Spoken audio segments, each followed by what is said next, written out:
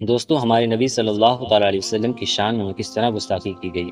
میں آپ کو الفاظ بتا بھی نہیں سکتا۔ ایسے الفاظ ہمارے نبی صلی اللہ تعالیٰ علیہ وسلم کے بارے میں کہے گئے۔ یہ جو کتے جیسی شکل کا انسان آپ کو اسکرین پر نظر آ رہا ہے، یہ وہی 2 ٹکے کا بھگوا گنڈا گنگا گیری ہے، جس نے ایک ہندو پروگرام کے دوران جہاں اس کو اپنے دھرم کا ذکر کرنا تھا،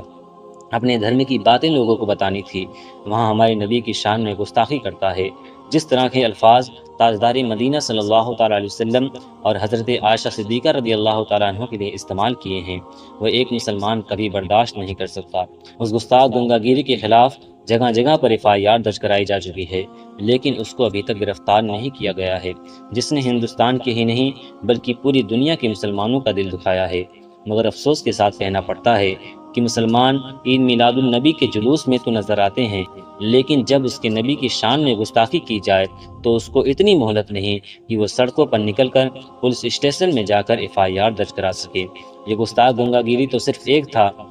اس کے پیچھے ایک پوری سازش ہے۔ ایسا لگتا ہے کہ اگر مسلمان کو سڑک پر لے کر آنا ہے، اس ضلع کی نہیں، اسٹیٹ کی نہیں، پورے ہندوستان کے نہیں بلکہ پوری دنیا کے مسلمان اگر کسی بات سے غصے میں آتے ہیں، ناراض ہوتے ہیں، تو اپنی نبی کی شان میں گستاخی قطعی برداشت نہیں کرتے۔ اور اس نے جس طرح کا بیان دیا ہے، اس سے صاف یہ ظاہر ہوتا ہے کہ یہ کسی کے اشارے پر کام کر رہا ہے، اور اسی لیے ابھی تک اس کی گرفتاری نہیں ہوئی ہے۔ وہیں دوسری طرف مفتی سلمان اظہری صاحب کو ایک چھوٹے سے بیان کو لے کر کس طرح سے ان کو جیل میں ابھی تک بند کیا ہوا ہے،